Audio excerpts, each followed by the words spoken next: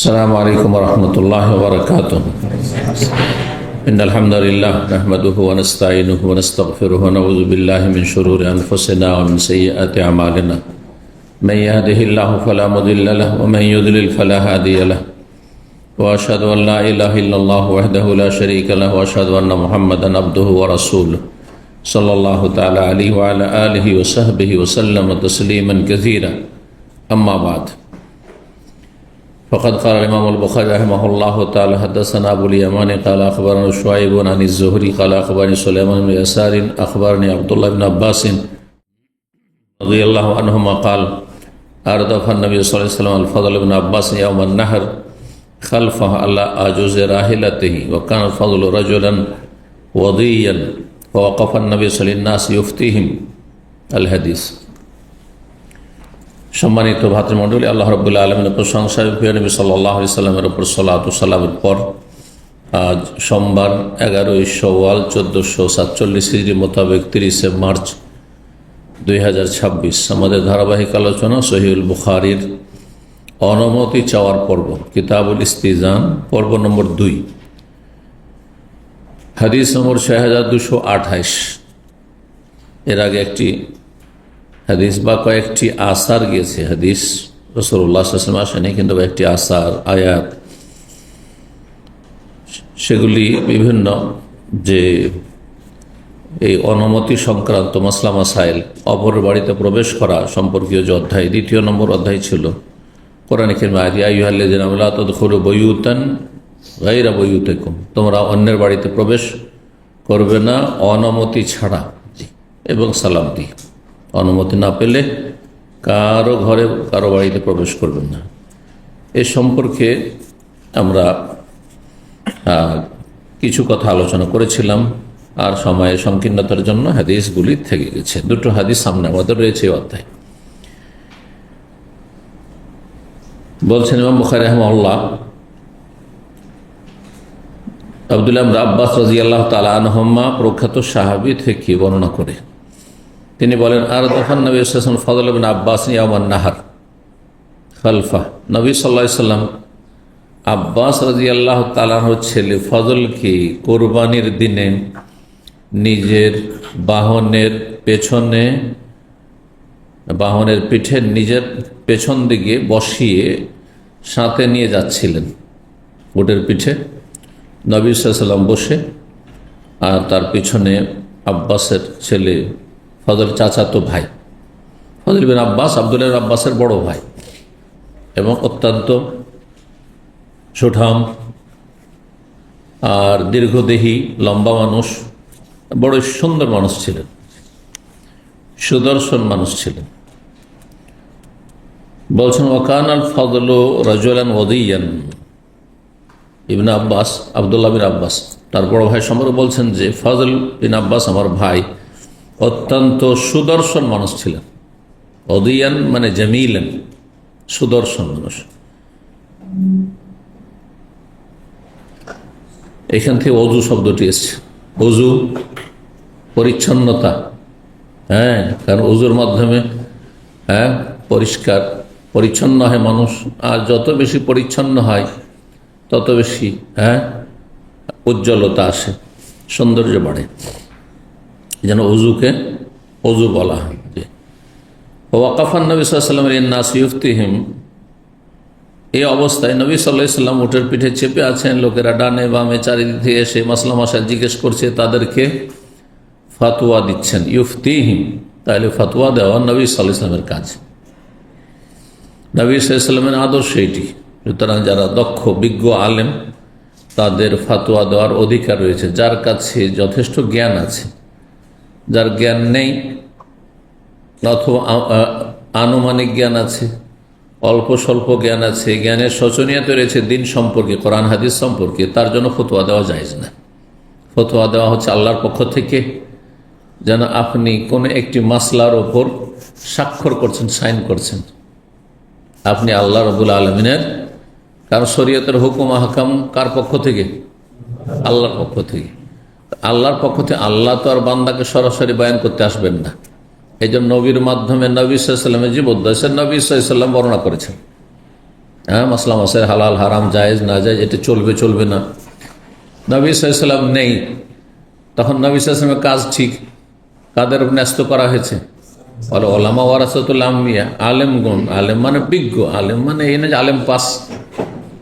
গত জুমা একজন বলছে যে একজন আলেম আমাদের দেশে এরকম বলেছে। আমি বললাম কিরকম আলেম? তো বলছে আলেম পাস। আমি বলছি আউযু বিল্লাহি মিনাশ শাইতানির রাজিম। আলিয়া মাদ্রাসা আলেম পাস মানে মাধ্যমিক পাস, স্কুলে যেমন হয়।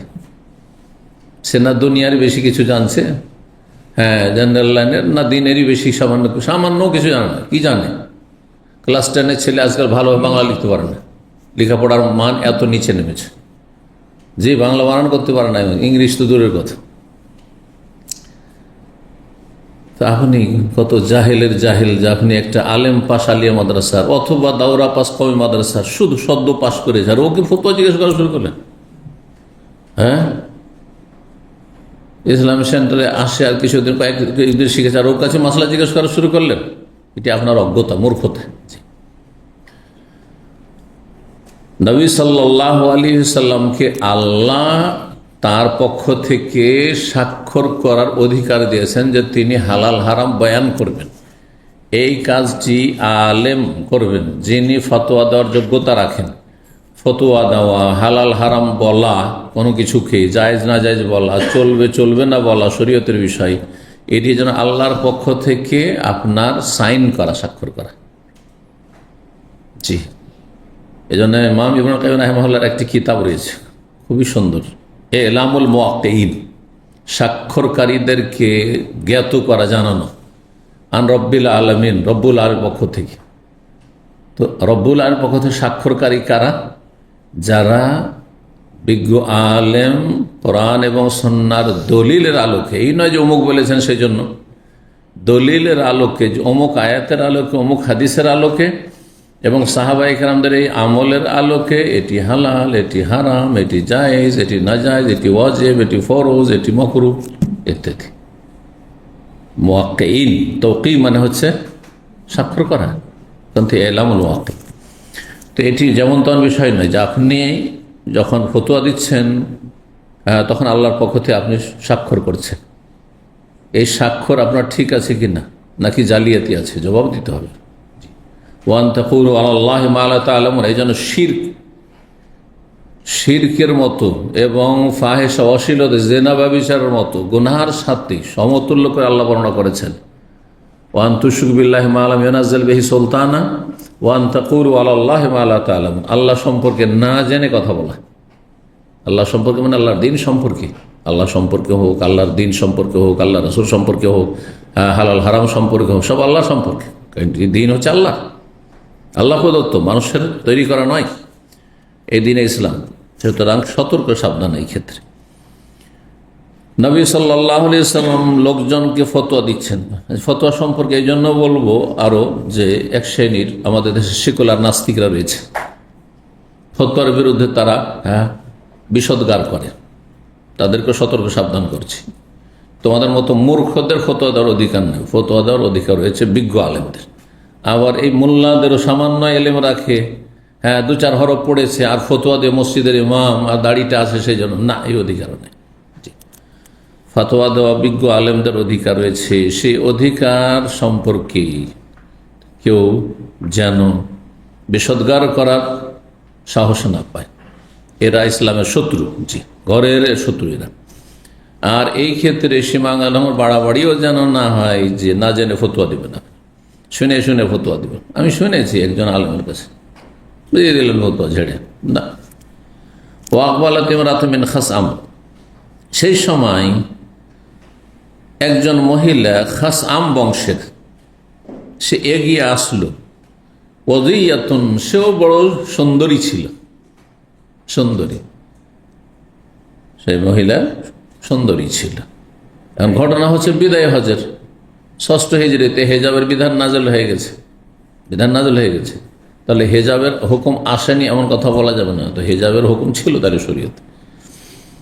কিন্তু শরীয়তে হেজাবের হুকুম থাকলেও প্রথম কথা সবাই যে আপনার হেজাবের হুকুমকে পুরোপুরি পালন করবে এটাও তো আবশ্যক না।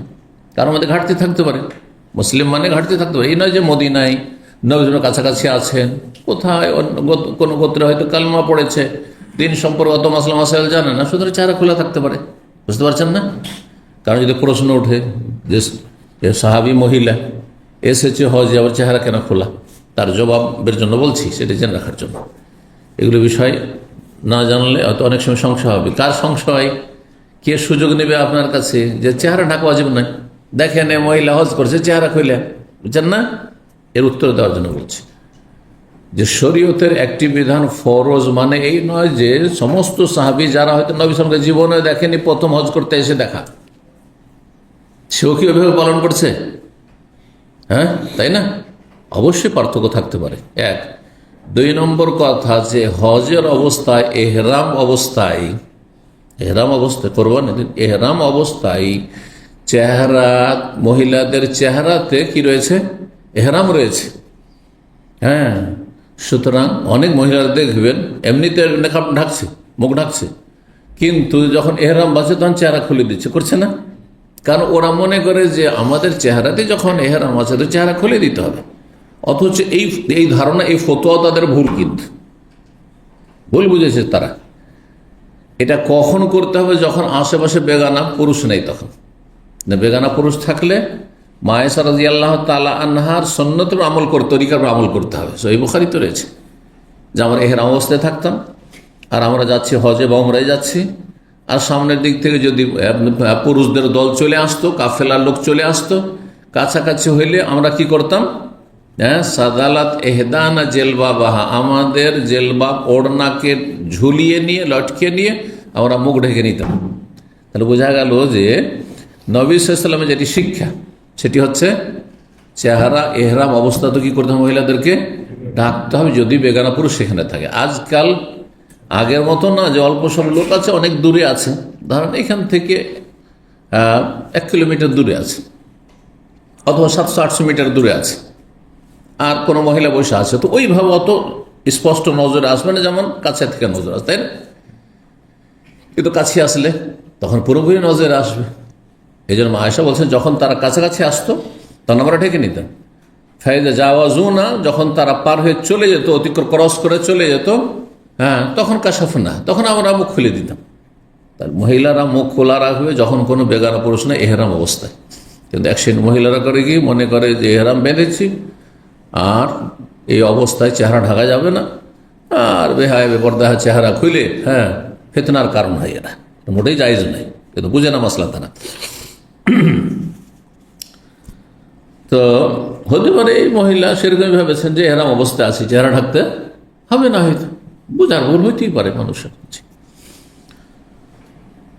রাসূলুল্লাহ সাল্লাল্লাহু আলাইহি ওয়াসাল্লামের কাছে মাসলা জিজ্ঞাসা করা, এও ফতোয়া জিজ্ঞেস করে, তাস্তাফতি রাসূলুল্লাহ, রাসূলের ফতোয়া জিজ্ঞেস করার জন্য। তেমন যেন পুরুষ ফতোয়া জিজ্ঞেস করবে, তেমন মহিলারাও ফতোয়া জিজ্ঞেস করতে পারে, কিন্তু ফিতনার আশঙ্কা যেন না থাকে, ফিতনার আশঙ্কা যেন না থাকে।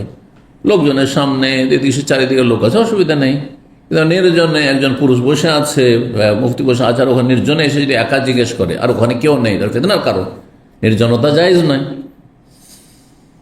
এইরকমই আজকাল সোশ্যাল মিডিয়াতে, হ্যাঁ, যেসব বিভিন্ন আপনার অ্যাপস রয়েছে, এগুলোতে, হোয়াটসঅ্যাপে আর কিছুতে, টেলিগ্রামে যদি ফতোয়া জিজ্ঞেস করে অথবা টেলিফোন করে জিজ্ঞাসা করে, আর শুধু ফতোয়া পর্যন্ত কথা সীমিত থাকে, তাহলে জায়েজ। কিন্তু ফতোয়া দিতে গিয়ে বা ফতোয়া নিতে গিয়ে যদি আনুষঙ্গিক আরও দুনিয়ার কথা শুরু হয়ে যায়, তখন না জায়েজে চলে গেলেন আপনি। কারণ আপনি একা আছেন, আর একজন একা টেলিফোন করছে, সে নির্জনতা। এটা এক ধরনের নির্জনতা, এটা এক ধরনের নির্জনতা। ওর সামনে, সে মহিলার সামনে কেউ নেই যেখান থেকে টেলিফোন করছে, আর আপনার সামনে কেউ নেই, এটা একটা এক ধরনের নির্জনতা। সুতরাং এই ক্ষেত্রে কথা বলার ক্ষেত্রে সংযত হইতে হবে। আপনার যতটা জরুরি ততটা বলবেন আপনার ফতোয়ার ক্ষেত্রে, আর ফতোয়া জিজ্ঞাসাকারিনী তিনিও ততটাই জিজ্ঞেস করে কথা বলবেন যতটা তার বলার প্রয়োজন রয়েছে, তার বেশি নয়। আল্লাহ হেফাজত করুন। তো বলছেন যে দুইজনেই সুন্দর, তাই না? আর যুবক, যুবতী, মানুষের একটা আকর্ষণ আছে, নর নারীর আকর্ষণ আছে। প্রত্যেকের আকর্ষণ রয়েছে। ফাতাফিকাল ফজল ইয়ানজুর ইলাইহি, তখন ফজল বিন আব্বাস ওই মেয়েটির দিকে তাকাতে শুরু করেছে, পিছনে বসে, নবীর পিছনে ওটার পিঠে বসে। ওয়াজাবা হুসনুহা, আর তাকে তার সৌন্দর্য খুব চমৎকৃত করেছে, খুব ভালো লেগেছে, মেয়েটি তো বেশ সুন্দরী। এই ধরনের যে ভুল কাজগুলি, সেগুলি কাবিরা গুনাহ নাই, কিন্তু যদি বারবার কেউ করে তখন কাবিরা। কথা বুঝতে পারছেন? একটা বেগানা পুরুষ বেগানা মহিলার দিকে যদি তাকায়, হ্যাঁ একটু তাকালো ধরেন, হ্যাঁ কয়েক সেকেন্ড, তাহলে সাগিরা গুনাহ হইল। অনিচ্ছাকৃত যদি প্রথম যেমনই নজর পড়েছে, নজর ফিরিয়ে নিল, তাহলে কোনো গুনাহ সাগিরাও নাই। এদিকে নজরুল ফুজা হাদিসে বলা হয়েছে, আকস্মিক আপনার নজর পড়ে গেছে, চোখ পড়ে গেছে, সাথে আমার আন আসরেফা বাসারি, নবী সাল্লাল্লাহু আলাইহি ওয়াসাল্লাম হুকুম করেছেন, সাথে সাথে তুমি তোমার দৃষ্টিকে ফিরিয়ে নাও, আর তাকায় না ওইদিকে। কিন্তু একবার যখন টের পেয়ে গেছেন সামনে একজন মহিলা চেহারা খুলে আছে, তারপরও যখন তাকাচ্ছেন, অল্প কিছুক্ষণ তাকান যদি, তাহলে সাগিরা গুনাহ। বারবার যদি তাকান তো ওই শেষ সাগিরা, তখন কাবিরা হয়ে যাবে। কেন? বড় কাবিরার দিকে নিয়ে চলে যাবে, এটা ফিতনার কারণ হবে। অন্তরে তখন শয়তান ঢুকে নেবে, বাসা বেঁধে নেবে। বলছেন ফালতাফাতান নবী সাল্লাল্লাহু, নবী সাল্লাল্লাহু আলাইহি ওয়াসাল্লাম তখন তার দিকে ফিরে দেখলেন, যারে সামনে বসে আছেন পেছনে, হ্যাঁ ও তো ওই মেয়েটির দিকে তাকাচ্ছে, যে মাসলা জিজ্ঞেস করছে আমাকে। দেখলেন যে আল ফজল ইয়ানজুর ইলাইহি, ফজল কিন্তু তার দিকে তাকাচ্ছে। ফাআখলাফা বিয়াদিহি ফাআখাযা বিযিখনিল ফজলি, তখন নবী সাল্লাল্লাহু আলাইহি ওয়াসাল্লাম তার হাতটি পেছন দিকে করলেন, সামনে বসে পেছন দিকে হাত দিলেন, এভাবে পিছনে বসে আছে তো, পেছন দিকে হাত করলেন। আর তারপরে ফজল বিন আব্বাসের থুতনিতে, চিবুক, এই থুতনিতে হাত লাগালেন। কি করার জন্য? তার মুখটাকে ফিরিয়ে দেওয়ার জন্য। ফাআদাল ওয়াজহু আনিন নাযরি ইলাইহা, তার দিকে তাকানো থেকে তার মুখটাকে অন্যদিকে সরিয়ে দিলেন বা ফিরিয়ে দিলেন, ওইদিকে যাতে না দেখে। ওইদিকে আছে, ওইদিকে তাকাচ্ছে, মুখটাকে অন্যদিকে ফিরিয়ে দিলেন। এটা হচ্ছে ভুলের সংশোধন করা বা প্রতিবাদ করা হাত দ্বারা। খালি বিয়াদি আছে না দিয়েছে, যদি কেউ ভুল করে তাহলে সেটা সংশোধনের কয়টি পদ্ধতি বা প্রতিবাদের তিনটি স্তর রয়েছে। একটা হচ্ছে বল প্রয়োগ করে, মানে হাত দিয়ে, তো হাত দিয়ে ফিরিয়ে দিল। এটা হচ্ছে কথা দ্বারা, ওইদিকে তাকাবে না, এটা হচ্ছে কথার দ্বারা, ওইদিকে না তাকাচ্ছ, হ্যাঁ কথার দ্বারা। আর যদি সেটাও করতে কেউ সক্ষম না হয়, তখন অন্তর থেকে এই ধরনের লোককে ঘৃণা করা। ক্ষমতা না থাকলে আর বলতে পারবেন আর বলবেন না, এটা জায়েজ নাই। বল প্রয়োগ করতে পারবেন, হ্যাঁ চাপ সৃষ্টি করতে পারবেন, আর আপনি বলবেন যে না না শুধু মুখে বলবো, চলবে? স্ত্রীর উপরে বল প্রয়োগ করার অধিকার আছে, আপনার ছেলে মেয়েদের বল প্রয়োগ করার অধিকার আছে, আর বলবেন যে ওদেরকে তো বলছি নামাজ পড়ার জন্য, ওদেরকে তো বলছি পর্দা করার জন্য, করছেন না, চলবে না? বল প্রয়োগ করার অধিকার আছে। সরকার যদি বলে যে আমি তো দেশবাসীকে বলছি তোমরা চুরি ডাকাতি করিও না, এসব খারাপ কাজ করিও না, হ্যাঁ অন্যায় কাজ করিও না, যথেষ্ট না? যথেষ্ট না, হিসাব দিতে হবে। বল প্রয়োগ অধিকার আছে সরকারের যে কোনো অন্যায়ের ক্ষেত্রে। জি, যার যতটা ক্ষমতা আছে সেই ক্ষমতা যদি ব্যবহার না করে তো আল্লাহর কাছে জবাব দিতে হবে। ক্ষমতা নেই আর তার বেশি যদি করেন তো আল্লাহর কাছে জবাব দিতে হবে। মানে আমাদের দেশের মূর্খরা করে কি, হ্যাঁ ভাসুর দেবর ভাবিকে বা ভাইয়ের স্ত্রীকে কি করে, হ্যাঁ কোনো যদি ভুল করে তো হ্যাঁ কি করে, গায়ে হাত দিয়ে দেয়, অনেক সময় বকাবকি করে। এটা জায়েজ নাই, বকাবকি করাও জায়েজ নাই, ওটাই জায়েজ নাই। তার স্বামী করবে, তার স্বামী করবে। জি, আপনি যে কাজটি করতে পারেন তার স্বামীকে আপনি জ্ঞাত করতে পারবেন, বলবেন যে তোমার স্ত্রী এরকম করছে, হ্যাঁ তুমি তাকে সংশোধন করো। যার যে অধিকার সেটা সে ব্যবহার করবে, তার অতিরিক্ত নয় আর তার কমও না। বলছেন ওই মহিলা তখন জিজ্ঞেস করলো, ইয়া রাসূলুল্লাহ ইন্না ফরিদাতাল্লাহ ফিল হজ্জ আলা ইবাদিহি, আল্লাহর যে ফরজ বান্দার ওপর হজের ক্ষেত্রে রয়েছে, আদরাকাত আবি, আমার আব্বাকে পেয়ে গেছে, মানে আমার আব্বার ওপর হজ ফরজ হয়ে গেছে। কিন্তু কোন অবস্থায় হজ ফরজ? শাইখান কাবীরান, সে অতি বৃদ্ধ হয়ে গেছে, বয়োবৃদ্ধ অবস্থায়। লা ইয়াস্তাতি আন ইয়াস্তাবি আলা রাহিলা, সে বাহনের উপর বসে থাকতে সক্ষম না, উটের পিঠে যে বসে আসবে, আমরা দূরে বসবাস করি সেখান থেকে, তা সম্ভব নয়। তাহলে সে তো নিজে হজ করতে পারবে না। এখন আর্থিক দিক থেকে কিন্তু হজ ফরজ হয়ে গেছে। হজ হচ্ছে দুই রকমের ইবাদত, আর্থিক এবং শারীরিক। মূল হচ্ছে আর্থিক ইবাদত। সুতরাং আর্থিক শারীরিক দুটোই যদি সক্ষমতা থাকে তাহলে সশরীরে হজ করে যে কি হজ করতে হয়, বদল চলবে না। বোঝা গেছে না? বদলি হজ তখন চলবে না। আর্থিক সচ্ছলতা আছে, সক্ষমতা আছে, পয়সা আছে, হজ করতে যেতে পারবে, কিন্তু শরীর চলছে না, পৌঁছিতে পারবেন না, অথবা কোন রকম পৌঁছে গেলেও মক্কায় পৌঁছে গেলেও সেখানে গিয়ে হজের কাজগুলি সম্পাদন করতে পারবেন না, অচল অবস্থা, তাহলে তখন হজ্জে বদল ফরজ রয়েছে। হজ্জে বদল ফরজ রয়েছে, অবশ্যই হজ করাতে হবে। জি, তো মাসলা জিজ্ঞেস করলেন এই মহিলা, ফাহাল ইয়াকজি আনহু আন আহু জানহু, তার পক্ষ থেকে কি আদায় হবে যদি আমি তার পক্ষ থেকে হজ করে নিই? আমি মেয়ে হয়ে বাবার পক্ষ থেকে যদি বদলি হজ করে নিই তো আদায় হবে কি? কালা না, হ্যাঁ হবে। জি, তাহলে বোঝা গেল যে বদলি হজের ক্ষেত্রে পুরুষ আর নারীর কোনো পার্থক্য নেই। মহিলা পুরুষের পক্ষ থেকে বদলি হজ করতে পারে, পুরুষ মহিলার বদলি হজ করতে পারে। জি, তারপর বদলি হজের জন্য পারিশ্রমিক না, যদি কেউ মনে করে পারিশ্রমিক ছাড়া হজ করব না, তাহলে সে হজ আদায় হবে না, কিন্তু খরচ নেওয়ার অধিকার আছে। কি অধিকার আছে? খরচ নেওয়ার অধিকার আছে। নিয়তটা থাকবে তার উপকার করা, এহসান করা। তার উপরে যিনি হজ করাচ্ছেন তিনি অতিরিক্ত যদি বকশিস দিয়ে দেন স্বেচ্ছায়, তাহলে জায়েজ, যা দিবেন তাই জায়েজ। লক্ষ লক্ষ টাকা দিয়ে দিই, কোনো অসুবিধা নেই। কিন্তু যদি বলে এত টাকা নেব তাহলে বদলি হজ করব, তাহলে এটা কলমারা বলেছে এটা শিরক। এটা আপনি পেটের জন্য, পয়সার জন্য করলেন, বুঝছেন না? কেউ যদি বলে যে হ্যাঁ আমি নামাজ পড়বো কিন্তু আমাকে এত টাকা দিতে হবে, বলবে জায়েজ না। যদি আপনাদেরকে বলি যখন মাসলা জিজ্ঞেস করবেন, এক একটা মশলায় 50 রিয়াল 100 রিয়াল দিতে হবে, জায়েজ? হারাম, হারাম। কিন্তু যখন আমার কাছ থেকে সময় নেবেন, তো সময়ের এগনিস্টে নেওয়া জায়েজ। হ্যাঁ, আমি চলতে ফিরতে আপনার গরজ, আমি আমার নিজের কাজে থাকবো, আপনি ওখানে গিয়ে মশলা জিজ্ঞেস করবেন, আমার সময় হলে দেবো, না হলে দেবো না, ফ্রিতে নেবেন।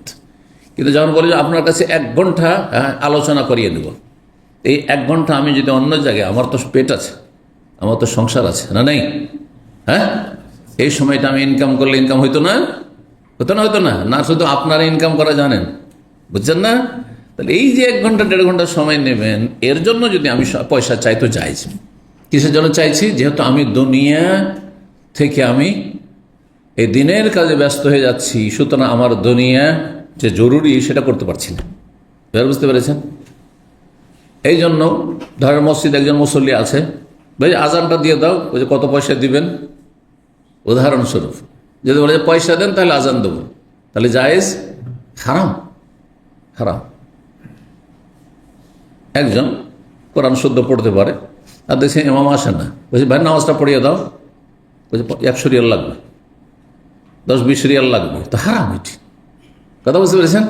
কিন্তু যখন বলবেন যে আপনাকে অমুক সময়টি আজান দিতে হবে, অমুক সময় নামাজ পড়াইতে হবে, তার মানে কাজ থাক আর যাই থাক সব ছেড়ে দিয়েছে আমাকে নামাজ পড়ানোর জন্য বা আজান দেওয়ার জন্য হাজির থাকতে হবে, এই যে সময়টা সেখানে লাগালো, সেই জন্য পয়সা নিতে পারবে। তখন দুটোতে পার্থক্য বুঝতে পারলেন না? জি, এই পার্থক্যগুলো বুঝতে হবে, না হলে গোলমাল করে দিবে না। তখন মোটা খায় মোটা বুঝে না, এমামতি করে পয়সা নেওয়া যায় নয়। হ্যাঁ, দুটোই এমামতি, কিন্তু দুটোতে পার্থক্য আছে। দুটোই আজান দাও, কিন্তু দুটোতে পার্থক্য রয়েছে। কথা বলছে, দুটোই দিনের কথা শেখানো, কিন্তু দুটোতে পার্থক্য আছে।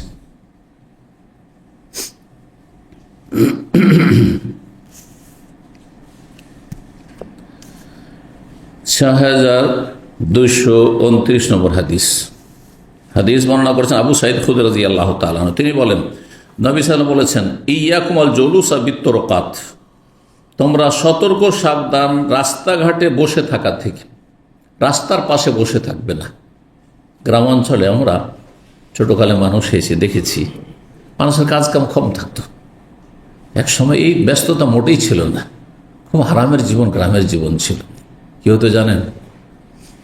হ্যাঁ, সকাল থেকে শুরু করি, ফজর পড়া খুব সহজ ছিল তখন, এমন নয় যে ঘুম ভাঙছে না, এমন ছিল না। আগে ঘুম ভেঙে এমনি ঘুম ভেঙে যেত, এত ঘুম হয়ে যেত। আর ফজর পড়ে অথবা ফজরের আগে যারা কৃষি কাজ করে, আমরা নিজের কথা বাদ দিলাম, না তো মাদ্রাসা চত্বর মানুষ হয়েছি বা স্কুল পড়েছি,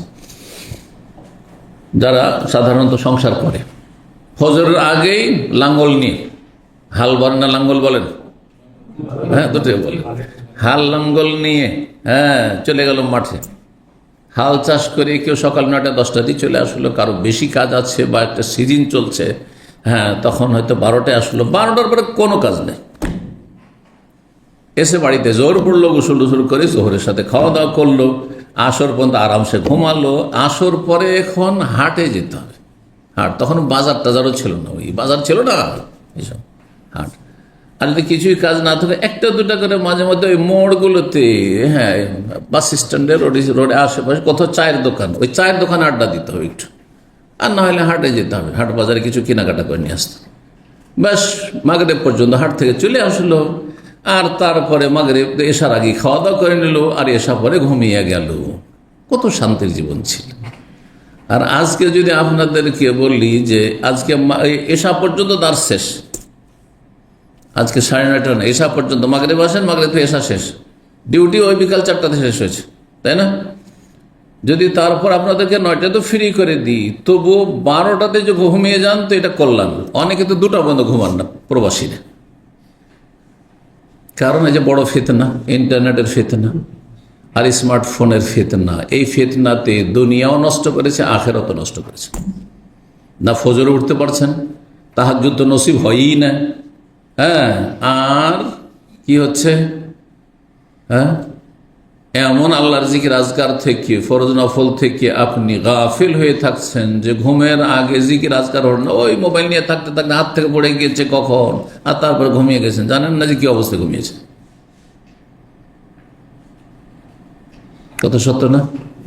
ঘুম অসম্পন্ন, সুতরাং সকালে ডিউটি করতে হবে, ওখানে গিয়ে ঠকামির শেষ নেই, রুজিতে স্বচ্ছতা নেই, কারণ ভালো করে কাজ করছেন না, আপনি ডিউটি করছেন না মালিক। আল্লাহ সঠিক বুঝ দান করুন। যাদের তাড়াতাড়ি কাজ শেষ, দিন শিখা শেষ 9:30টার মধ্যে, 10টার মধ্যে গিয়ে ঘুমিয়ে যান, 11টা পার করতে দিয়ে না, সাথে গিয়ে ঘুমিয়ে যান। মোবাইল আছে, মোবাইল থেকে কেউ মুখাপেক্ষি হতে পারবেন না, এই স্মার্টফোন ইন্টারনেট কেউ ছাড়তে পারবেন না, কিন্তু সীমিত পরিসরে ব্যবহার করুন। এমন সময়গুলোতে যে সময়টা আপনার বেশি সময় নষ্ট করবেন না, বেশি সময় নষ্ট করবেন না। ডিউটি থেকে এসে কিছুক্ষণ, এসার আগ পর্যন্ত, আর এসা পরে না, ওইসব কিছু না। তাহলে দেখবেন যে আপনার দুনিয়াও ভালো থাকবে, শরীর স্বাস্থ্য ভালো থাকবে, আর আপনার দিনও ভালো থাকবে। আল্লাহ বুঝার আমল করা তৌফিক দান করেন। তো রাস্তা, যেটা বলছিলাম যে গ্রামের লোকেরা মাগরিব পরে, এসা পরে কেউ কেউ বসে থাকতো কিছুক্ষণ, তো রাস্তার পাশে বসে থাকতো। দিনের বেলা কাজ কাম নেই, হয়তো এই সময় চাষবাসের সময়ও না, কাজ নেই, কি করবে, সকালবেলা বসে আছে বাড়ির সামনে রাস্তার পাশে যে উঠান, কি বলেন আপনার ওটাকে, উঠান করে, এই উঠান, তো উঠানে বসে আছে, গল্প করছে, আর রাস্তা দিয়ে মহিলারা যাচ্ছে, তাকাচ্ছে, অনেক ফাসেক ফাজের যারা গুনাহগার, আর তারপরে গীবত করছে। একটা লোক গেল, শুরু হয়ে গেল, ওইটাই টপিকস হয়ে গেল। তখন এই লোকটা না, আরে ভালো না, এই লোক এই দোষ আছে, এরকম এই দোষ আছে, শুরু হয়ে গেল। অনেক সময় এইগুলো নিয়ে তর্ক শুরু হয়ে গেল, তর্ক আপোষে মারামারি শুরু করে দিল। কথা বুঝতে পারছেন, গ্রাম্য অবস্থাটা এরকম কিছু।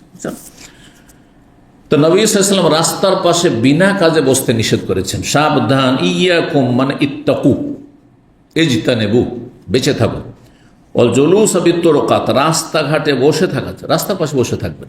এই যে রাস্তার পাশে বসে থাকে, সভ্য মানুষকে বসে থাকে, ইসলামিক সেন্টারের গেটে দেখবেন কিছু লোক বসে আছে। ভাই ওখানে ক্লিনিকে এসছে, ও তো ক্লিনিকে এসছো বাবা, তুমি ক্লিনিকে বসে থাকো, কাজে এসছো, ঠিক না? কাজ নেই, ঘরে গিয়ে বসে থাকো, বসে আছে। আর কিছু পাপিষ্ট তো আছে যে ইসলাম সেন্টারে গিয়ে ওই সিঁড়িতে বসে সিগারেট পান করে। আল্লাহ এদের হেদায়েত দান করুন, না হলে দূর করুন এদেরকে। জি। তো যাই হোক, রাস্তাঘাটে বসে থাকা এটা ভালো কাজ নাই, নিষিদ্ধ, নবী সাল্লাল্লাহু আলাইহি ওয়াসাল্লাম নিষেধ করেছেন। কারণ এতে লাভ নাই, ক্ষতি আছে। আর কেউ শরীফ ভদ্র মানুষ রাস্তাঘাটে বসে থাকে না। ভদ্র মানুষ ভদ্র জায়গায় বসে থাকে, ভালো জায়গায় বসে থাকে। ফকালু ইয়া রাসূলুল্লাহ, তখন লোকেরা বলে, হে আল্লাহ রাসূল, মা লানা মিন মাজালিসিনা বুদ্দুন, আমাদের বসা ছাড়া কোনো উপায় নেই। কারণ আমার বাড়ি ছোট ছোট ঘর, শুধু কোন রকম শোয়ার জায়গাটা আছে, ঘুমাবার জায়গা, স্বামী স্ত্রী, আর কিচ্ছু নেই। তো বসবে কোথায়? তো বাড়ির বাইরে তো বসতে হবে, একটু রাস্তার পাশে বসতে হবে। তো বলছে আমাদের তো কোনো উপায় নাই, কারণ গ্রামের লোকদের সাথে, পাড়া প্রতিবেশীর সাথে না তাহাদ্দা সুফিয়া, একটু কথাবার্তা বলি, তো কথাবার্তা বলার জন্য ওইটুকু জায়গা আর তো নেই, আজকালকার মতো নেই। হ্যাঁ, যে বসার জায়গা ভালো ব্যবস্থা আছে, আসেন রুমে আসেন বা কিছু বসেন, এরকম নেই। ফাকালা, নবী সাল্লাল্লাহু আলাইহি ওয়াসাল্লাম বললেন, যদি জরুরি হয় রাস্তার পাশে বসা, তাহলে রাস্তার হক আদায় করতে হবে। ফাইদা আবাইতুম ইল্লাল মাজলিস, যখন তোমরা বসা ছাড়া কোনো উপায় নাই বলছো, ফাইজা আবাইতুম, যখন তোমরা অস্বীকার করছো, ইল্লাল মাজলিস, বসার ছাড়া অন্য কিছু, মানে আমাদের বসতেই হবে, রাস্তার পাশে বসার ছাড়া আমাদের কোনো উপায় নেই, নিরুপায়, তাহলে কি করতে হবে? ফাতুত তারিকা হাক্কা, রাস্তার হক আদায় করো। রাস্তারও হক আছে।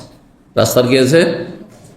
রাস্তার হক মানে রাস্তাওয়ালাদের হক, পথচারীদের, রাস্তা দিয়ে যারা যাতায়াত করছে তাদের কিছু হক আছে। কাল অমাহাক্কু তারিক, সাহাবীরা বললেন যে ইয়া রাসূলুল্লাহ, রাস্তার হক আবার কি? রাস্তার কি হক রয়েছে? মানুষের হক থাকে, তাই না? তো রাস্তার হক বুঝতে পারছেন না সাহাবীগণ। বলেন হ্যাঁ, রাস্তার হক রয়েছে, মানে রাস্তাওয়ালাদের হক রয়েছে। 1 নম্বর, গদ্দুল বাসার, দৃষ্টিকে অবনত রাখবে। রাস্তা দিয়ে মহিলারা যাচ্ছে, দৃষ্টি নত রাখবে, এই তাকাইতে থাকবে। চরিত্রের লোকেরা দেখুন, রাস্তা দিয়ে একটা মহিলা যাচ্ছে, শুরু হইলো, যখন নজর পড়েছে এই দিকে, যখন আসছিল নজর পড়েছে, এই করতে করতে করতে করতে, আরে বাপ, আস্তাগফিরুল্লাহ, এরকম চরিত্রের মানুষ আমি দেখেছি, আমি মুখস্থ কোনো কথা বলি না, এই কাজ করে। নজরের দিকে তাকে কি করছে লোকটি? এমনি স্বাভাবিক, আপনি এভাবে বসে আছেন, আমি এভাবে বসে থাকবো না, আমি এদিকে কেন তাকাবো? তখন দেখছি ওইদিকে কেন লোকটা তাকাচ্ছে, দেখছি একটা মহিলা আসছে। আচ্ছা, আমি ফলো করে দেখেছি কিছু লোক, এক সময় যৌবনকালের কথা বলছি, অনেক আগের কথা, এমন তো সময় নেই এগুলো করার। তো দেখছি যে লোকটা আবার মহিলা যখন কাছে আসছে, নজরে হয়ে গেছে, তাহলে একটু আগে এদিকে তাকাচ্ছে, এখন এদিকে কেন তাকাচ্ছে? দেখছি এই মহিলা ওইদিকে যাচ্ছে, সেই জন্য যতক্ষণ চোখের আড়াল না হলে তাকাইতে থাকলো। এই যে হারাম কাজ, হারাম নজর, সেজন্য রাস্তার পাশে বসতে নিষেধ করেছেন নবী সাল্লাল্লাহু আলাইহি ওয়াসাল্লাম। গদ্দুল বাসার, জি, দৃষ্টিকে অবনত রাখা। ওয়াকাফুল আযা, কষ্ট দেওয়া থেকে বিরত থাকা। রাস্তা দিয়ে যাচ্ছে, ক্রিটিসাইজ শুরু করে দিলেন, আলোচনা সমালোচনা শুরু করে দিলেন, এই লোকটি এমন, এই লোকটির এই দোষ আছে, এই লোকটা এইরকম খারাপ। হ্যাঁ, অথবা অপরিচিত লোক হলে তাকে হয়রান করা শুরু করা। যেই অপরিচিত লোক হয়রান করে, অপরিচিত ছেলে মেয়েদেরকে হয়রান করে, তারপরে আপনার বড়োদেরকে হয়রান করে, দুর্বল মানুষকে হয়রানি করে অনেক সময়, যে এসব করে। আমরা বর্ডার এলাকায় বাস করেছি, বর্ডার এলাকায় যেহেতু বাস করেছি, আমাদের কিছু অভিজ্ঞতা আছে। তা আমরা ছাত্র জীবনে রাস্তা দিয়ে হেঁটে যেতাম, আমাদেরকে জানে এলাকার লোকেরা, হ্যাঁ, গ্রামের আশপাশে 2-1 গ্রাম 3 গ্রাম পর্যন্ত হয়তো জানে যে এটা অমুকের ছেলে, আমাদের কিছু বলতো না। কিন্তু একটা অপরিচিত ছেলে আসলে ওকে তখন ভয় দেখাতে শুরু করতো। এই, বাড়ি কোথায় তোর? হ্যাঁ, তোর বাড়ি কোথায়? কোথায় যাচ্ছিস তুই? বাংলাদেশ যাবি? বাংলাদেশ থেকে আসলি? এইসব করতো। এগুলো করার অধিকার কি আপনার? আপনি প্রশাসন, সরকারের লোক আপনি? না, মোটেই যায় না, এগুলো মোটেই যায় না আপনাদের জন্য। জি, তো এইরকম কাজগুলি অসৎ লোকেরা করে থাকে। জি,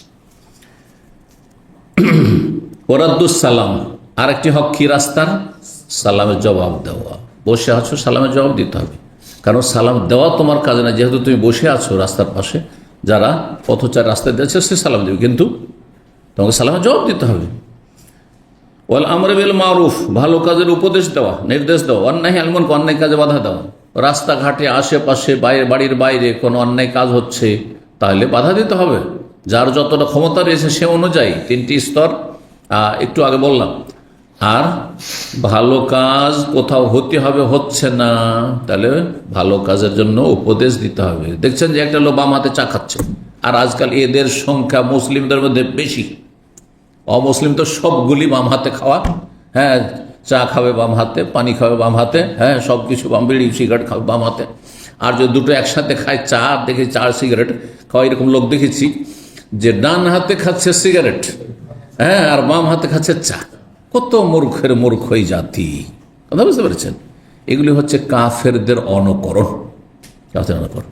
ফ্যাশন হয়ে গেছে আজকাল বাম হাতে চা খাওয়া, পানি খাওয়া। তাহলে উপদেশ দিতে হবে যে আপনি ডান হাতে পান করেন। আপনি উপদেশ দিতে পারবেন না তো ঘরের ভিতরে ঢুকে থাকেন, জি, বউয়ের সাথে সময় দেন, আপনি বাইরে বসে থাকবেন না। 3 নম্বর অধ্যায় বাব আসসালাম ইসমুন মিন আসমাইল্লাহ তাআলা। আসসালাম হচ্ছে মহান আল্লাহ তাআলার নাম সমূহের অন্যতম একটি নাম। আল্লাহর একটি নাম হচ্ছে, হ্যাঁ, আসসালাম। ও আল্লাহ, হ্যাঁ, সূরা হাশরে কি রয়েছে? ওয়াল্লাহুল্লাযী লা ইলাহা ইল্লাহু আলিমুল গায়বি ওয়াশ শাহাদাতু ওয়ার রহমান, ওয়াল্লাহুল্লাযী লা ইলাহা ইল্লাহু আল মালিকুল কুদ্দুসুস সালাম, আসসালাম, আল মুমিন, আল মুহাইমিন, আল আজিজ, আল জব্বার, আল মুতাকাব্বির, এগুলি আল্লাহর নাম। জি, হুয়াল্লাহুল খালিকুল বারিউল মুসাউবির, জি, এগুলি আল্লাহর নাম। তো আসসালাম মানে শান্তি দাতা, শান্তির মালিক, জি, যিনি সমস্ত রকমের শান্তির মালিক, যার পক্ষ থেকে শান্তি নেমে আসে সমস্ত সৃষ্টিকুলের জন্য, তিনি হচ্ছেন আল্লাহ রাব্বুল আলামিন। জি, তারপরে আয়াত নিয়ে এসছেন সূরা নিসা আয়াত নম্বর 86, ওয়াইদা হুইয়িতুম বিতাহিয়াতিন, যখন তোমাদেরকে অভিবাদন পেশ করা হয়। একটি তাফসীর হচ্ছে তাহিয়া মানে অভিবাদন, সালাম দেওয়া হয়। আর একটি তাফসীর তোমাদেরকে যদি উপঢৌকন দেওয়া হয়, সালামও উপঢৌকন, হাদিয়া, আর হাদিয়া কোনো গিফট, হ্যাঁ, কোনো মাল সামগ্রী, কোনো কিছু, অথবা টাকা পয়সা তোমাদেরকে যদি দেওয়া হয়, হ্যাঁ, উপঢৌকন, ফাহাইয়ু বিআহসানা মিনহা, তার চাইতে বেশি সুন্দর কি করো, উপঢৌকন দাও, অথবা অভিবাদন পেশ করো, সালাম পেশ করো। আর রুদ্দুহা, অথবা কমপক্ষে ততটা ফিরিয়ে দাও। তাহলে সালামের ক্ষেত্রে কেউ যদি বলে আপনাকে আসসালামু আলাইকুম, তাহলে উত্তম হচ্ছে কি বলবেন?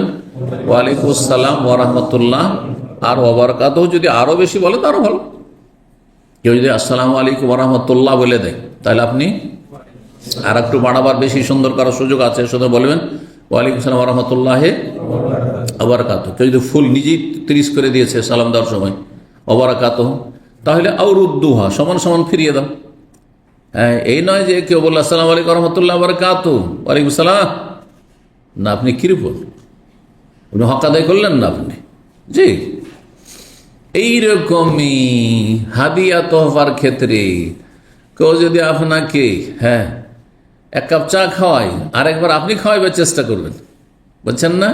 বা ওর চাইতে ভালো চা খাওয়াইছে, আপনি কফি খাওয়াবেন, বুঝছেন না? আর একটু বেশি খরচ করবেন। হ্যাঁ, কেউ নাস্তা খাওয়াইছে, আপনি ভাত খাওয়াবেন, বুঝতে পারছেন না? জি, একবার খাওয়াইছে, আপনি 2বার খাওয়াবেন। আর যদি না পারেন কমপক্ষে করবেন আউরুদ্দুহা, সমান সমান, সে একবার খাওয়াইছে, আমি একবার খাওয়াই। কিন্তু আবার আমাদের সমাজে খানিকটা বাড়াবাড়িও আছে। অনেক পরিবার মনে করে, বিশেষ করে গরিব মানুষরা, যে একবার উনি দাওয়াত দিয়েছেন, দ্বিতীয়বার যদি দাওয়াত দেন, আপনার দাওয়াত মোটেই নিতে চাইবে না, আগে সমান করবে তারপরে যাবে না। এমনটা জরুরি নয়, এটা আপনার অভাব আছে, অথবা আপনার দাওয়াত হয়তো নিতে পারছে না, অনেকে আছে নিতে পারছে না। ঠিক আছে, আপনি দাওয়াত দিচ্ছেন, কিন্তু আপনার দাওয়াত নিতে পারছেন হয়তো বিভিন্ন ব্যস্ততার কারণে, অথবা আপনাকে ভাবছে আপনি গরিব মানুষ, আপনি আমাদের জন্য কেন খরচ করবেন, যেন অনেক সময় হয় না। তো 2বার 4বার সে দাওয়াত দিচ্ছেন, কিন্তু একবারও নিচ্ছেন না। এই ক্ষেত্রে অনেক মানুষ দেখি যে ওরা দাওয়াত আর আসতে চায় না, মনে করে এতে লজ্জা বোধ করে না। ভুল কথা এটা। তাহলে এই হুকুমটি কোনো ফরজ হুকুম নাই, এখন হচ্ছে উত্তম। হ্যাঁ, যে হাদিয়া দিয়েছে তাকে হাদিয়া একবারে দিতেই হবে, এটা জরুরি নয়, তবে এটা উত্তম। এখন বিশিষ্ট ব্যক্তি যাকে অনেকে হাদিয়া দেয়, এখন ও কি পারবে সবাইকে হাদিয়া দিতে? পারবে? তো তারও একটা করণীয় সেই জন্য আছে। উদাহরণস্বরূপ ধরেন আমাদের মতো লোকদেরকে অনেক ছাত্র ভাইরা বিভিন্ন জায়গায় বিভিন্ন দেশে হাদিয়া দেয়। আমি কি তাদেরকে পারবো সবাইকে?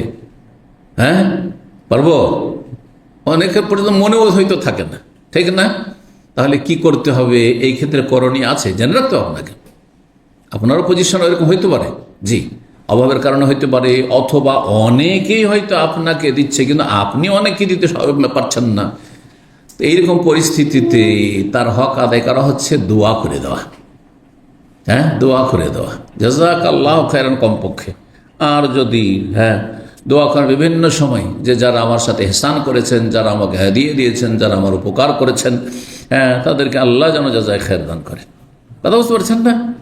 জি, তো হক আদায় হয়ে যাবে। এই মর্মে নবী সাল্লাল্লাহু আলাইহি ওয়াসাল্লাম হাদিস রয়েছে।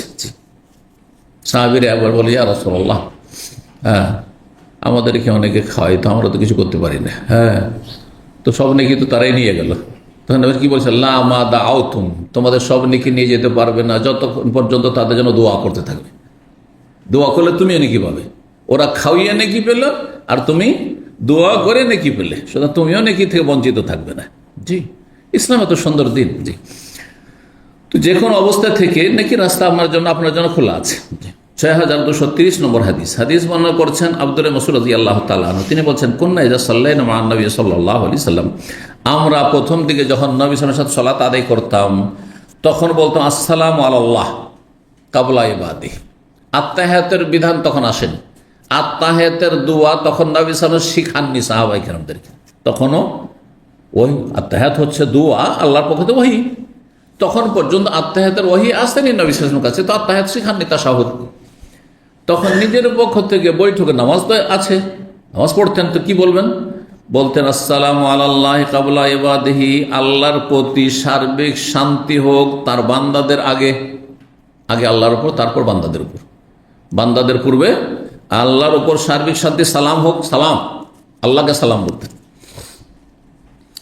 আসসালামু আলা জিবরিল, সালাম হোক জিবরাইল আলাইহিস সালামের উপর, সালাম মিকাইলের উপর, সালাম অমুক অমুকের ওপর, ইসরাফিলের ওপর, মালাকুল মউতের ওপর, তারপরে সালাম আলাল মালায়েকা, সালাম হোক আম্বিয়া রসুল সিদ্দিকিন সোহাদ, এইভাবে আর কি করতেন নিজের পক্ষ থেকে। এইভাবে আমরা করতাম। ফালামান সারাফান নবী সাল্লাল্লাহু আলাইহি ওয়াসাল্লাম, নবী সাল্লাল্লাহু আলাইহি ওয়াসাল্লাম সালাম ফিরলেন, তারপরে আকবাল আনবি ওয়াজহি, আমাদের দিকে মুখমণ্ডল ফিরিয়ে বসলেন। তাহলে সালাম ফিরে নামাজ থেকে ইমাম সাহেব যখন ফিরে বসবেন, সালাম ফিরে, তখন মুখোমুখি হয়ে বসবেন কাদের? মুক্তাদিদের। এইভাবে যেভাবে আমি বসে আছি আপনাদের সামনে। কিন্তু হানাফি সমাজে করে কি? হানাফি সমাজে একটু ডান দিকে বা বাম দিকে একটু ফিরে, সামান্য কিবলার দিকে থাকে, একটু এভাবে, এদিকে কিবলা একটু এইদিকে ঘুরে যাবে, এদিকে একটু ঘুরে বসবে, পাছাটা মুক্তিদের দিকেই থাকে। এটা সুন্নতের খেলাফ, কোনো হাদিস দ্বারা এগুলো নেই। হাদিস আকবালা আলাইনা বিওয়াজহি, আর এইটা হচ্ছে বসার আদব। যতক্ষণ সালাত পড়াচ্ছিলেন ইমাম সাহেব, ততক্ষণ পর্যন্ত বাধ্য যে কিবলামুখী হয়ে থাকতে হবে। কিন্তু সালাত যখন শেষ, তখন আদব হচ্ছে যে আপনাদের দিকে মুখোমুখি হয়ে আমি বসবো ইমাম হিসাবে। বুঝতে পারছেন না? এই না যে আপনাদের পাছা করে বসবে, না, এটা আদবেরও খেলাফ এবং হাদিসের খেলাফ এই আমল। আবার হানাফিদের মধ্যে দুটো দল আছে, আর একটা বেরেলভি রিজভি দল আছে। ওরা একটু ডান দিকে কাঁথিয়া বসে, বাম দিকে না, ওরা ডান দিকে একটু কাঁথিয়া বসে, একটা শিরকি নিয়ত। কিসের নিয়ত জানেন? ওদের ধারণা শিরকি ধারণা, শিরকি বিশ্বাস, বাতিল ধর্ম বিশ্বাস, যে নামাজের কিবলা হচ্ছে কাবা আর মোনাজাতের কিবলা হচ্ছে বড় পীরের মাজার, যেটা ইরাকে আছে। ইরাকে আছে। তো ধর ভারত বাংলাদেশ থেকে, কারণ বেরেলভি রেজভিদের আস্তানা হচ্ছে ভারত, বাংলাদেশ, পাকিস্তান, এসব দেশে এসব ধর্মাবলম্বীরা রয়েছে। তো এরা যখন ভারত থেকে পশ্চিম দিকে মুখ করে নামাজ পড়ে, তখন ইরাক হয় ডান দিকে, ইরাক হয় কোন দিকে? ডান দিকে। এইরকম হয়ে যায়, বসবে এদিকে ইরাক। তাহলে যখন সালাম ফিরে একটু কাছে বসেন আর তারপরে মোনাজাত ধরে, মনে করে এই মোনাজাতের কিবলা হচ্ছে গৌসুল আজমের মাজার, বড় পীরের মাজার, নাউজুবিল্লাহ, শিরকি আকীদা। মোনাজাত করছেন, এক তো বেদাতি মোনাজাত, সম্মিলিত মোনাজাত, তার উপরে শিরকি মোনাজাত হয়ে গেল। যখন মনে করলেন যে আমার মোনাজাতের কিবলা হচ্ছে কাবা নয়, কি মাজার, মাজার, বড় শিরকি। তো এইভাবে সাহাবায়ে কেরামগণ বলতেন, নাম ধরে ধরে আসসালামু আলা মিকাইল, আসসালামু আলা ফুলানিন ও ফুলান ফালাম্মান সারাফ, নবী সাল্লাল্লাহু আলাইহি সাল্লাম মুখ ফিরিয়ে বসলেন আর বলেন, ইন্নাল্লাহু আল্লাহ তো হচ্ছে আসসালাম, শান্তি দাতা, শান্তির মালিক। সুতরাং তোমার আসসালাম, আল্লাহকে কেন সালাম বলবে? আল্লাহকে সালাম বলা তো মানে বেমিল, এটা হ্যাঁ, এটা কথা মানায় না, বেমানান যেটিকে বলা হয়। আল্লাহ হচ্ছে শান্তির মালিক, আসসালাম মানে কি? শান্তি। তো আল্লাহকে কেন সালাম বলবে? আসসালাম আল্লাহ বলবে না। সুতরাং তোমরা কি করো? ফাইজা জালা সাহাদুকুম ফিস সালাতে, সালাতে যখন তোমাদের কেউ বৈঠকে বসবে, প্রথম তাশাহুদ হোক অথবা শেষ তাশাহুদ হোক, ফালিয়াকুল, জানো বলে, আত্তাহিয়াতু লিল্লাহি ওয়াস সালাওয়াতু ওয়াত তাইয়্যিবাতু, আসসালামু আলাইকা আইয়ুহান নবী ওয়া রাহমাতুল্লাহি ওয়া বারাকাতুহু, আসসালামু আলাইনা ওয়া আলা ইবাদিল্লাহিস সালিহিন। এই আত্তাহিয়াত। তারপরে শাহাদাত, আশহাদু আল্লা ইলাহা ইল্লাল্লাহ ওয়া আশহাদু আন্না মুহাম্মাদান আবদুহু ওয়া রাসূলুহু। আত্তাহিয়াতু লিল্লাহ, হ্যাঁ, রমজানে রিপিট করেছিলাম, এর অর্থ কে বলতে পারে? হাত তুলবে। আত্তাহিয়াতু লিল্লাহি ওয়াস সালাওয়াতু ওয়াত তাইয়্যিবাতু কে অর্থ করতে পারে? হাত তুলেন। হে আল্লাহ। তাহলে কি বলছেন আপনি? নামাজ আত্তাহিয়াত এখনই পড়ে এলেন, একটু আগে পড়ে এলেন। তাহিয়া, তাহিয়া কি দেওয়া হয়? মুখ দেওয়া হয়। তাহিয়া সালাম কি দেওয়া হয়? অভিবাদন, জবান দেওয়া হয় না? তাহলে তাহিয়া এভাবে মনে রাখলে মনে থাকবে। তাহিয়া হয় জবান দিয়ে, হ্যাঁ, বাকশক্তি দিয়ে। সুতরাং এর মানে হচ্ছে বাচনিক যাবতীয় ইবাদত লিল্লাহ, আল্লাহর জন্য। জবান দ্বারা যত ইবাদত হয়, জিকির, আজকার, দোয়া, সূরা, তেলাওয়াত ইত্যাদি, হ্যাঁ, তাকবীর, হ্যাঁ, সব হচ্ছে কার জন্য?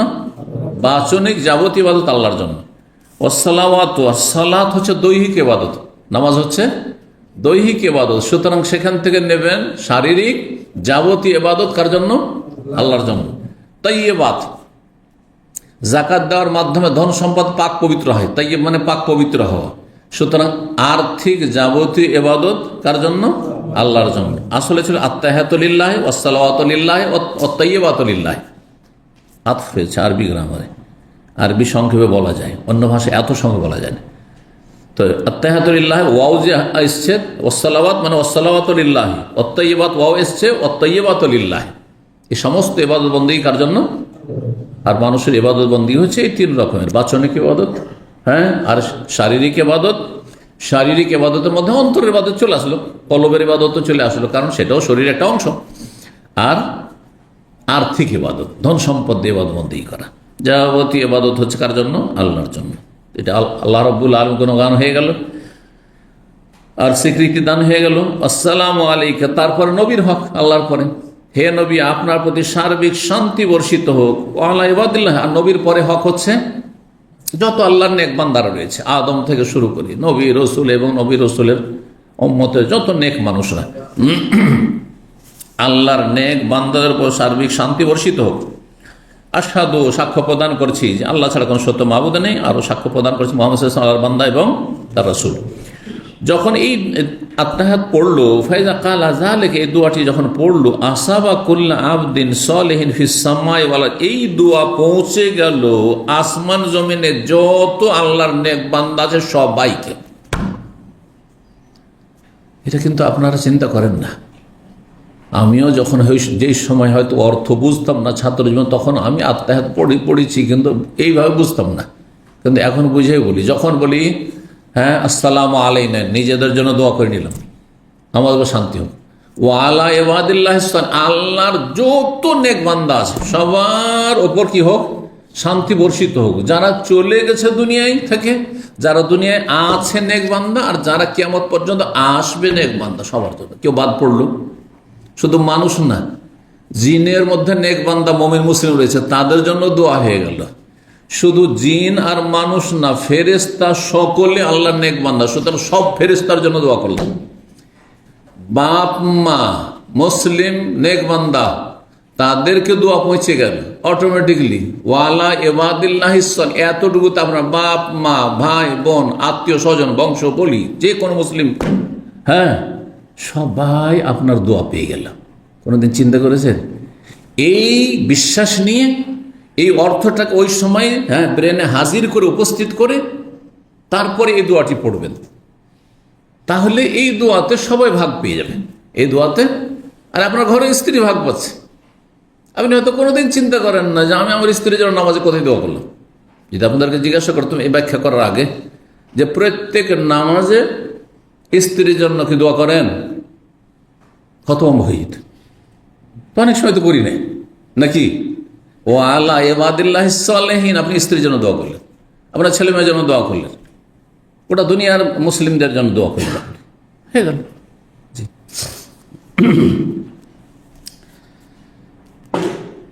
যখন এটা আত্মাহাত পড়া হয়ে যাবে, এখানে সংক্ষেপ রয়েছে, হ্যাঁ, আর একটু লাগাইতে হবে। তারপরে কি পড়তে হবে? দরুদ ইব্রাহিম আল্লাহুম্মা সাল্লি আলা মুহাম্মদ আল্লাহুম্মা বারিক আলা মুহাম্মদ ইন্নাকা হামিদুম মাজিদ পর্যন্ত যে রয়েছে সেটি পড়বেন। আর তারপরে সুম্মা ইয়াতাখায়্যারু বাদু, তারপরে পছন্দ করবে, চয়ন করবে, মিনাল কালামে মানে মিনাদ দোয়ায়, বাক্য হতে মানে দোয়ার বাক্য হতে, মাশা যা চাইবে মুসল্লি। তারপরে আপনি কি চাইছেন আপনার ইচ্ছা মতো দোয়া করেন, ইচ্ছা মতো দোয়া করেন। আত্মাহাত পড়তেই হবে, দুরূদ ইব্রাহিম পড়তেই হবে, আর তারপরে আল্লাহুম্মা ইন্নী যালামতু নাফসি পড়তেই হবে নয়, আপনার ইচ্ছা হলে সেটা করেন। কিন্তু হানাফি সমাজে কি শেখানো হয়েছে? দোয়ায়ে মাসুরা মানে বা একটি আছে দুনিয়া, তার কিচ্ছু নেই। দোয়ায়ে মাসুরা মানে শুধু একটি আছে, কত ভুল শেখানো হয়েছে।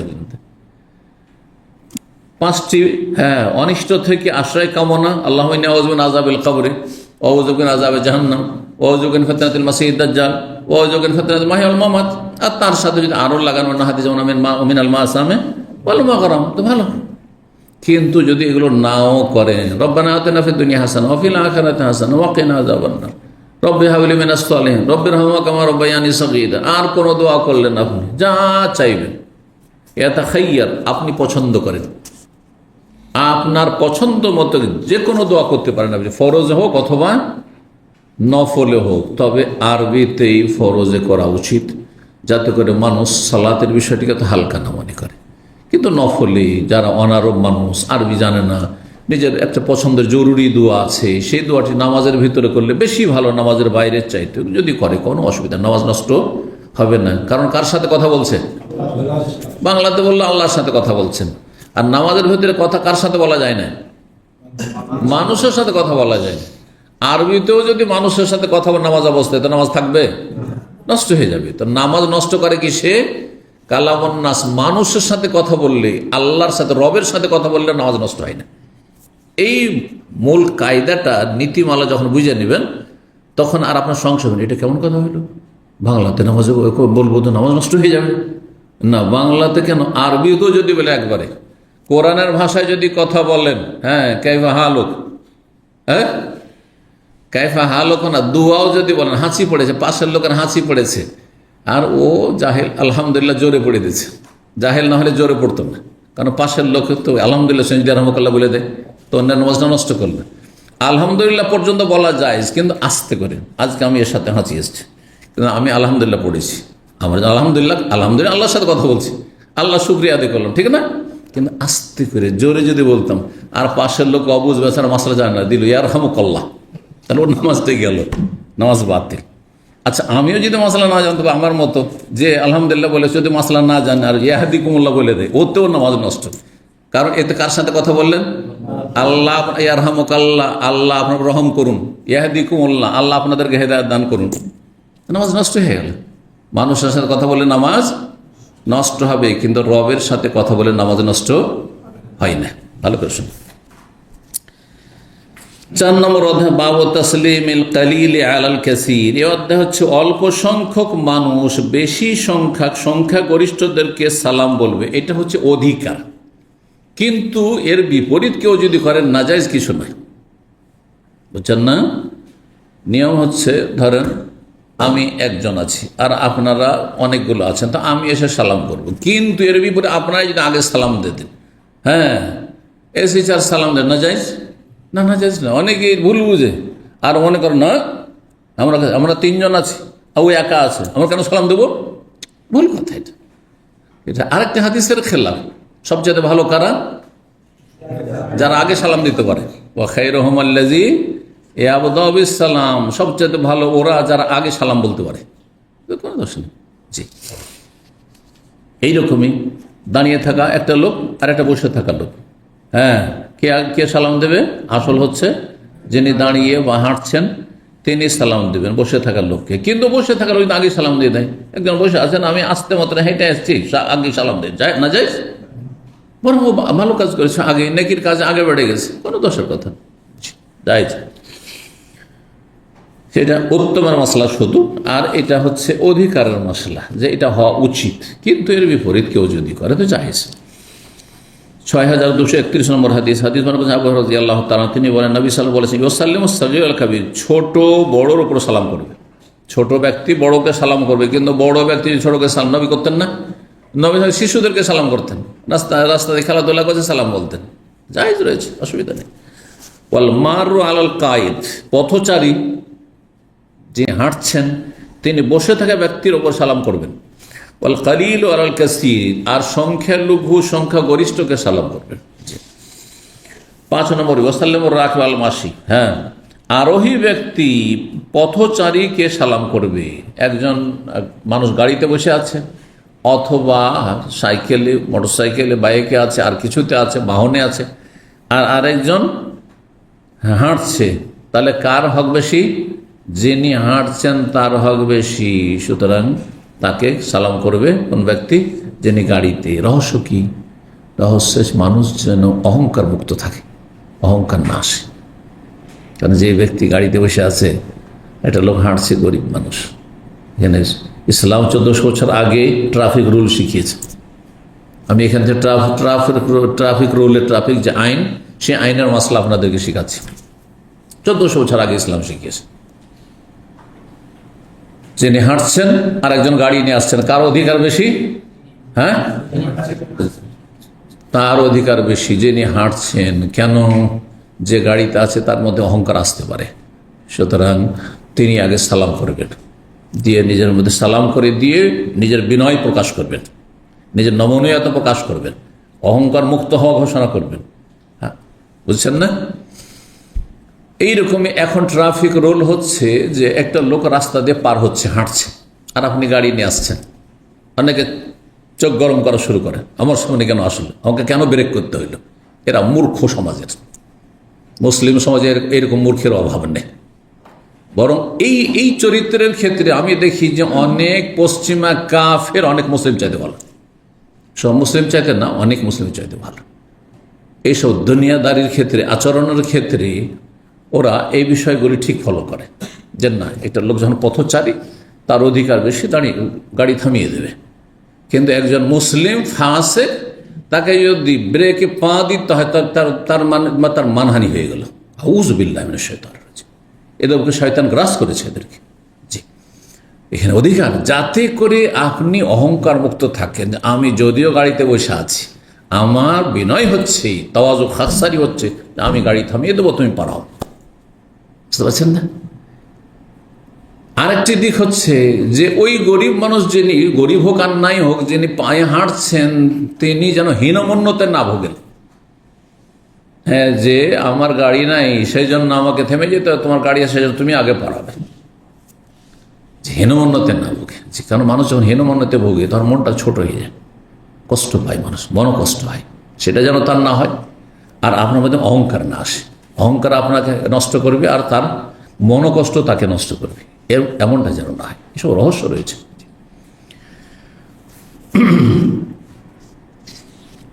6232 নম্বর হাদিস বর্ণনা করছেন আবু হুরায়রা রাদিয়াল্লাহু তাআলা, তিনি বলেন, রাসূলুল্লাহ সাল্লাল্লাহু আলাইহি ওয়াসাল্লাম রাকিব আল মাসি, আরোহী ব্যক্তি পথচারীকে সালাম করবে।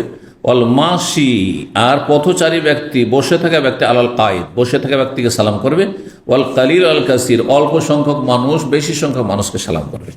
6 নম্বর অধ্যায় বাবুন ইউসাল্লিমুল মাসি আলাল কায়েদ, এই অধ্যায় হচ্ছে পথচারী ব্যক্তি বসে থাকা ব্যক্তিকে সালাম করবে। ওই হাদিসগুলো, ওগুলো হাদিস আসছে, কারণ একটি হাদিসে কয়েকটি মশলা যেহেতু রয়েছে, সেজন্য বারবার হাদিসটি আসছে।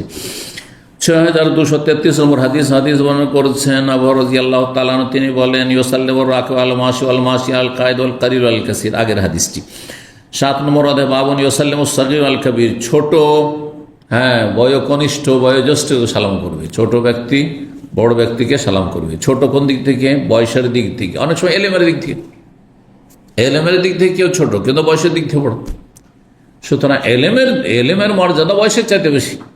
এলেমের মর্যাদা বয়সের চাইতে বেশি। সুতরাং একজন মানুষের বয়স বেশি না থাকলে তার যদি এলেম থাকে তো সেই ক্ষেত্রে তাকে বরং সে বড়, তো সেই দিক থেকে যদি সালাম করা যায় তো সেটা তার অধিকার, করতে পারে। কিন্তু তার মধ্যে আবার এটা আত্মহংকার না থাকে যে আমি আলেম, আমি জ্ঞানী, সে সাধারণ মানুষ, এটা পাবলিক, সুতরাং সে সালাম, এমনটা যেন না থাকে। বরং যারা বয়োজ্যেষ্ঠ তাদের শ্রদ্ধা সম্মান করা উচিত। 6234 নম্বর হাদিস মনে করছে আবু হুরায়রা রাদিয়াল্লাহু তাআলা আনহু, তিনি বলেন যে রাসূলুল্লাহ বলেছেন ইয়াসাল্লিমু সাগীর আল কাবীর, ছোট বড়কে সালাম করবে, ওয়াল মার আল কায়েদ, পথচারী বসে থাকা ব্যক্তিকে সালাম করবে, আল কারির আল কাসির, আর অল্প সংখ্যক বেশি সংখ্যককে। 8 নম্বর অধ্যায় বাবু এফশা ইসলাম, এই অধ্যায় হচ্ছে সালামের প্রচার প্রসার করা। সালাম শুধু দেওয়া নয়, সালামকে ছড়িয়ে দিতে হবে। আফশা ইউসি মানে ছড়িয়ে দেওয়া, চারিদিকে যেন সালামের ধ্বনি থাকে। হ্যাঁ, এদিকে ওইদিকে যেখানে যাচ্ছেন সালাম নেওয়া দেওয়া, এইটা হয় কি মুসলিম সম্প্রীতি মজবুত হবে, মুসলিমদের পারস্পরিক সম্পর্ক ভালো হবে, সামাজিক সম্পর্ক, পারিবারিক সম্পর্ক অটুট মজবুত থাকবে। বড়ই রহস্য রয়েছে। তো 6235 নম্বর হাদিস মনে করছে বারা বিন আযিব রাদিয়াল্লাহু তাআলা আনহু, তিনি বলেন, বাপ বেটা দুজনই সাহাবী রাদিয়াল্লাহু আনহুমা, জি, কাল আমার নবী আমাদেরকে 7টি নির্দেশ দিয়েছেন। 7টি নির্দেশ কি ছিল? বিয়াদাতুল মারিজ, রোগীর খোঁজ খবর নেওয়া, পরিচর্যা করা, যার যেমন দায়িত্ব সেই হিসাবে। ওয়াত্তেবাই জানায়েজ, 2 নম্বর হচ্ছে জানাজার অনুসরণ করা, জানাজায় যাও, জানাজার সলাতে, এবং যদি দাফনে যান তো আরো ভালো। ও তাশমিতুল আতেশ, 3 নম্বর হচ্ছে হাঁচির জবাব দাও, যদি হাঁচি পড়ে কার আলহামদুলিল্লাহ বলে তাহলে রাহমাকাল্লাহ বলা। ও নাসরুল দাইফ, দুর্বলকে সাহায্য করা। ও আউনুল মাজলুম, নির্যাতিত ব্যক্তিকে সাহায্য সহযোগিতা করা, তার পাশে দাঁড়ানো। ওয়াইফসাই সালাম, আর সালামের প্রচার প্রসার ঘটানো। ও ইবরারুল মুকসিম, কসমকারী ব্যক্তিকে কসম থেকে মুক্ত করতে সাহায্য করা। কেউ যদি কসম করে নেয় তাহলে তার কসমটা রক্ষা করতে আপনি তাকে সাহায্য করবেন, আপনি কসমটা যেন ভেঙে না যায়। যেমন আরবদের মধ্যে এগুলো খুব বেশি আছে। আরবরা কোন একজন মানুষ এসছে, খাওয়ার সময় হলে খাওয়া, না হলে চা গা হওয়া, বুঝিয়ে আল্লাহ চা গা হওয়া, না ব্যস্ত আছি এখন পারবো না, অথবা খাবার খান পারবো না, বলছে আল্লাহ হালাফ, সাথে সাথে হলফ, আল্লাহর কসম খেতে হবে, ও যে গাওয়া খেতে হবে। এমন এই ক্ষেত্রে যদি আপনিও শক্ত হয়ে যান যে না আমার এমার্জেন্সি আছে আমি যাব না, তো একেবারে এমার্জেন্সি না থাকলে আপনি সময় দেন, এই সময়টা নষ্ট হলো আমার, ঠিক আমার অনেক কাজ ছিল, তারপরও কারণ সে কসম করে নিয়েছে, যদি আপনি তার গাওয়াটা না খান বা তার চাহিদাটা পূরণ না করেন, কি করতে হবে? তাকে কাফারা দিতে হবে, কাফারা দিতে হবে। যদি এমন কসম করাটা ঠিক না, এই ধরনের কসম করা ঠিক নয়, প্রয়োজন নেই, এগুলো অসার কাজ। নাহা আনিস শরবে ফিলফিলদা, নবী সাল্লাল্লাহু আলাইহি ওয়াসাল্লাম নিষেধ করে 7টি বিষয় থেকে।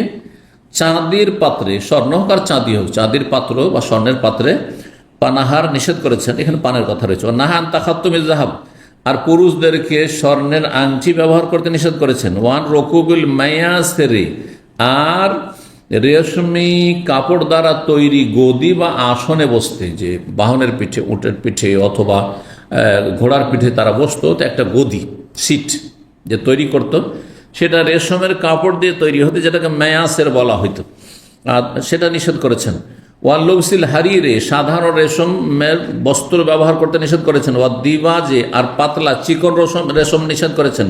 ওয়াল কাসিয়ে, আর কাসি এক ধরনের কাপড় যাতে কটনের সাথে রেশম মিশ্রিত থাকতো, সুতির সাথে রেশম মিশ্রিত থাকতো, আর আরবরা সেটা কাত্তান কাপড় হতো, কাত্তানের সাথে, কাত্তান থেকে কটন কিন্তু শব্দটি এসছে, বা কোতন থেকে, এই যে ইংরেজিতে কটন, আর আরবিতে কি জানেন?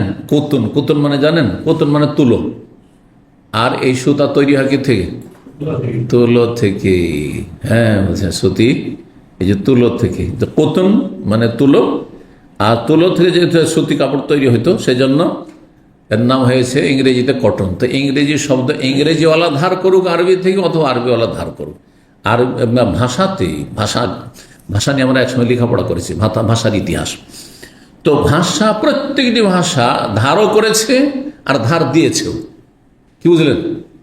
যেমন আমরা টাকা পয়সা মানুষ ধারও নি আর ধার আবার নি আর দি, ঠিক তেমনি ভাষাগুলি দুনিয়ার এরকম, এক ভাষা আর এক ভাষার কাছে ধারও করে আবার ধার দেয়ও। জি, ঠিক ওই রকম। ফিরদৌস ইংরেজিতে আছে কি? প্যারাডাইস। বুঝতে পেরেছেন না? জি।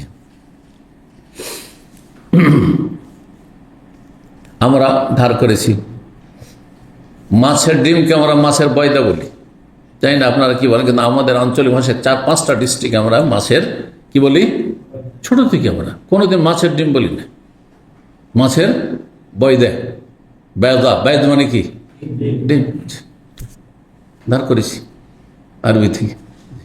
তাই এরকম আছে আসলে।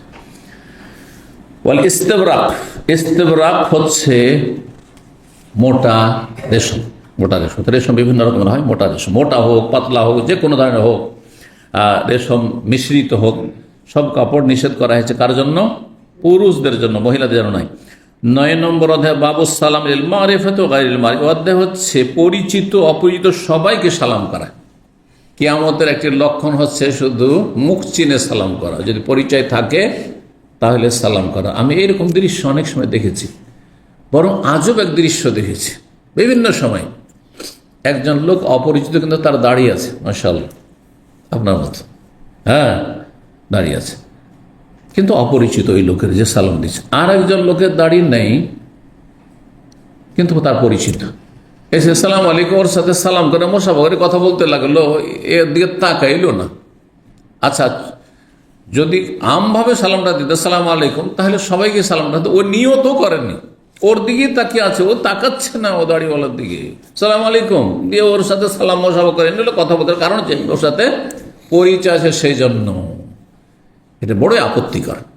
সালাম হবে পরিচিত অপরিচিত সকল মুসলিমের জন্য। এখন চেহারা দেখে যদি বুঝতে না পারেন যে মুসলিম না অমুসলিম, তার অধিকাংশকে বোঝাই মুশকিল।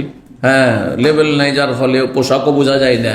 হ্যাঁ, যেসব পোশাক হিন্দু খ্রিস্টানরা পরে সেই পোশাকই ধরেন পরে আছে মুসলিম, আর কোনো বাহ্যিক লেবেলও নাই, দাড়িও নাই, পরিচয় নেই, কেমন করে বুঝবেন? ব্যক্তিগত পরিচিত নেই। যদি মুসলিম দেশ হয় আর সেখানে অধিকাংশই মুসলিম, আর আপনার অনুমান হচ্ছে, আইডিয়া হচ্ছে যে মুসলিম, তাহলে সালাম দেন। কিন্তু অমুসলিম দেশে যদি হয়, তো আসল হচ্ছে যে অধিকাংশ সেখানে অমুসলিম। তো যতক্ষণ পর্যন্ত না চিনতে পারছেন, হয় ব্যক্তিগত পরিচয়ের মাধ্যমে, দাঁড়িয়ে নেই কিন্তু ব্যক্তিগত পরিচিত যে মুসলিম, হ্যাঁ, অথবা দাঁড়িয়ে দেখি, এমনকি দাঁড়িয়েও যদি না থাকে, টুপিও থাকে, তো তাদের সেই টুপি হিন্দুরা ব্যবহার করে না, খ্রিস্টান ব্যবহার করে না, তাহলে সালাম দিতে পারেন।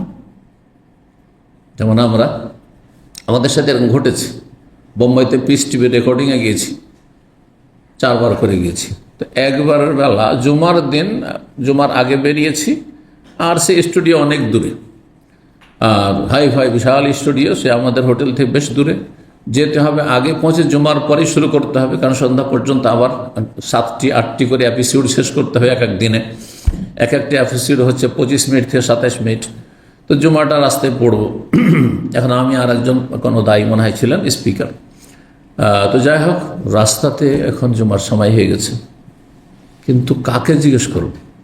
কারণ বোম্বাইতে খ্রিস্টানও বাস করে, কিছু এলাকা আছে খ্রিস্টান, কিছু আর হিন্দু, মুসলিম এলাকাও আছে, কিন্তু চেনা মুশকিল। কাকে জিজ্ঞেস করবো জমা মসজিদ কোথায়? সব অপরিচিত। ড্রাইভারও চেনে না, এই এলাকা যে এলাকায় থাকে সেই এলাকা শুধু চেনে সেই ড্রাইভার। তো আমার একটা বুদ্ধি করলাম যে দেখি ডানে বামে কাউকে চিনতে পারছি কিনা। দেখছি কিছু যুবক ছেলে আসছে, কলেজ ইউনিভার্সিটির পড়ুয়া ছেলে, দাঁড়িয়ে তো নাই কিন্তু টুপি আছে। তার কমপক্ষে এটাও চলবে, দাড়িটা ওয়াজিব ছিল, আর এটা হ্যাঁ নফল কাজ, হ্যাঁ ইসলামী সাজ, কোনো সুন্নত কাজ নাই। ভালো করে শোনা, কেন টুপি কোনো সুন্নত নাই, কিন্তু ইসলামিক সাজ, মানে দেখে বোঝা যায় যে মুসলিম, দেখে বোঝা যায় যে মুসলিম। কিন্তু মুসলিমদের টুপি হইলেও তো ভারতে কিছু কিছু হিন্দু আছে বিশেষ টুপি পরে, গান্ধী টুপি বলে ওইটাকে, বুঝেন না? কারণ ওই টুপি তো নেহরুও পড়তো, হ্যাঁ গান্ধীও পড়তো, তো ওই টুপি দিয়ে হবে কাজ? না, হবে না। তো যাই হোক, তো দেখছি যে কয়েকটা ছেলে চলে আসছে রাস্তা দিয়ে, গাড়ি থামিয়ে দিলাম তাদের পাশে, জিজ্ঞেস করলাম যে কোথায় যাচ্ছ তোমরা? বলছি জমা পড়তে যাচ্ছি। তো এখানে আশেপাশে মসজিদ আছে? বলছে হ্যাঁ আছে। তো এখন যদি জিজ্ঞাসা করি যে আহলে হাদিস মসজিদ না হানাফি মসজিদ, আর যদি হানাফি হয় তাহলে তো গরম হয়ে যাবে। হ্যাঁ, তো হিকমা অবলম্বন করলাম, দেওবন্দি না বেরোলবি, দেওবন্দি না বেরোলবি। তারা বলছে না না আহলে হাদিস মসজিদ আছে। আলহামদুলিল্লাহ, ওই ছেলেগুলো আহলে হাদিস ছিল, কলেজ ইয়াং জেনারেশন মশালা সহি আকিদের কাছাকাছি চলে আসছে, অনেক হানাফি বেদাতি ঘর থেকে চলে আসছে। তো বলছে না আহলে হাদিস মসজিদ আছে। বলে ভালো, খুব ভালো। গাড়ি আমাদের খালি, পেছনে ওদেরকে বসিয়ে নিলাম, 2-3 ছিল। চলো তোমাদেরকে পৌঁছে দিচ্ছি, আর হাঁটতে হবে না। গিয়ে আহলে হাদিস মসজিদে জমা পড়লাম, আলহামদুলিল্লাহ। তো টুপি দেখে চিনেছিল, ওই কথাই বললাম যে যদি কিছু দেখে, দাড়ি নাই, এমন না যে দাড়ি নেই সেখানে সালাম দিবেন না, এটা কথা বাড়াবাড়ি। কিন্তু দাড়ি নেই কিন্তু চিনতে পারছেন যে মুসলিম, তাহলে সালাম দিতে হবে, বুঝছেন না? আর যদি না চিনতে পারেন আর অমুসলিম দেশ, তাহলে সেখানে সতর্কতা অবলম্বন করবেন। ইউরোপ আমেরিকা গিয়ে আসল হচ্ছে যে অমুসলিম, ব্যতিক্রম হচ্ছে মুসলিম। তো মুসলিম থাকলে মুসলিম লেভেলে থাকতে হবে। মুসলিম যদি কিচ্ছু না বুঝতে পারি, তো আন্দাজে জায়গা থেকে সালাম দিয়ে দেবেন আপনি? না, মোটেই না, জায়েজ নয় সালাম দেওয়া। কিন্তু আরব দেশগুলিতে, হ্যাঁ বাংলাদেশে, হ্যাঁ যেখানে 90% বা 100%, আরও কিছু কম বেশি, তো সেখানে আসল হচ্ছে যে মুসলিম। যদিও লেভেল টেবেল কিচ্ছু বোঝা যায় না, তারপর আসল হচ্ছে যে মুসলিম, সুতরাং সালাম দেবেন। ঠিক, যাই হোক, পরিচিত অপরিচিত সকলকে সালাম দিতে হবে, শরীয়তের বিধান। 6236 নম্বর হাদিস। হাদিস বর্ণনা করেছেন আব্দুল্লাহ বিন আমর বিন আস রাদিয়াল্লাহু তাআলা আনহুমা। তিনি বলেন আন্না রাজুলান সাআলান নবী সাল্লাল্লাহু আলাইহি ওয়াসাল্লাম, জনৈক ব্যক্তি নবী সাল্লাল্লাহু আলাইহি ওয়াসাল্লাম জিজ্ঞেস করলো আইয়ুল ইসলামে খায়রুন, কোন ইসলামের বৈশিষ্ট্যগুলি হচ্ছে বেশি উত্তম। আইয়ুল ইসলাম, কোন ইসলাম? তো ইসলাম কয়টি আছে?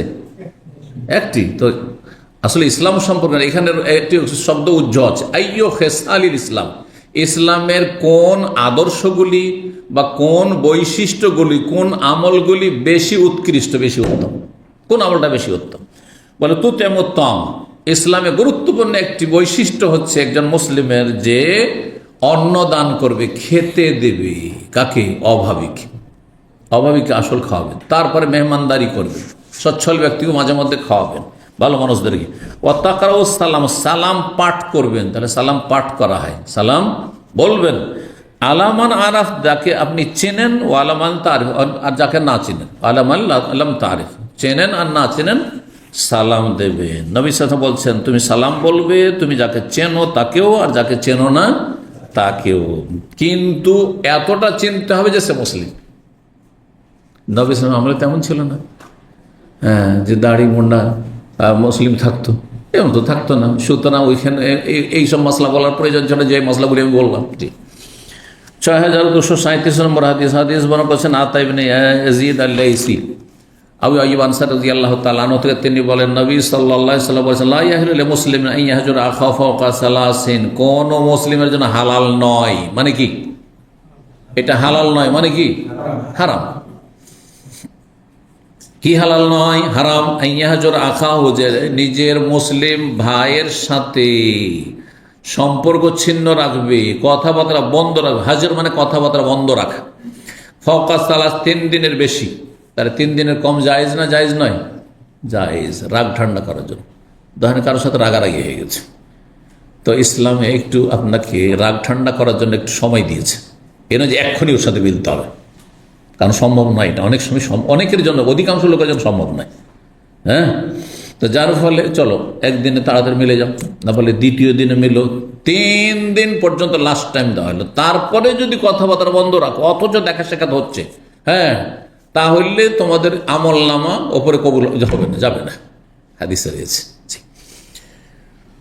এলতাকিয়ানে, দুইজনের সাক্ষাৎ হচ্ছে, এমন নয় যে সাক্ষাৎ হয় না, দুইজন দেশের 2 এলাকার কোথায় চলে গেছে, আর দেখা সাক্ষাৎ হয় না। একই মসজিদে নামাজ পড়েছেন, একই মহল্লে বাস করছেন, একই বিল্ডিংয়ে বাস করছেন, একই রুমে বাস করছেন, এমনটা যেন না। এলতাকিয়ানে, দুইজনের সাক্ষাৎ ঘটছে। ফায়াসুদ্দ হাজা, সে তার থেকে ফিরে যাচ্ছে, ওয়াসুদ্দ হাজা, সে আর এই তার থেকে যে যাকে দেখছে, দেখলে কাত হয়ে যায়, দেখলে পাশ কেটে চলে যায়, হ্যাঁ, ডানে বামে সাইড কেটে যায়।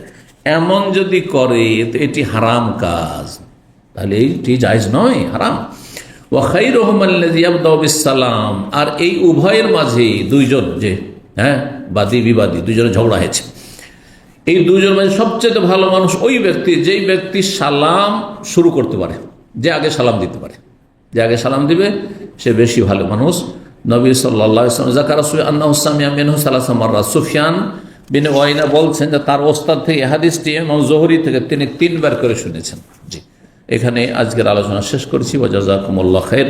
আল্লাহ রাব্বুল আলামিনের কাছে দোয়া, আল্লাহ রাব্বুল আমাদের দিন দুনিয়া যেন ভালো করেন, সমস্ত বালা মুসিবত থেকে আল্লাহ হেফাজতে রাখেন, জালেমের জুলুম থেকে আল্লাহ যেন হেফাজতে রাখেন, এবং আমাদের দুনিয়া আখিরাত আল্লাহ কল্যাণ রহমত বরকত দান করেন। আল্লাহ রাব্বুল কাছে দোয়া করি আল্লাহ আমাদেরকে জান্নাতুল ফিরদৌস দান করেন, জাহান্নামের আযাব থেকে রক্ষা করেন, দিনের ওপর অবিচল অটল রাখেন, এবং হারাম নাজাজ থেকে আল্লাহ বেঁচে থাকার তৌফিক দান করেন, তার সন্তুষ্টি সবসময় অর্জন করার তৌফিক দান করেন। ওয়া সাল্লাল্লাহু ওয়া সাল্লাম আলা নবিয়িনা মুহাম্মদ ওয়া আলা আলিহি ওয়া সাহবিহি আজমাইন।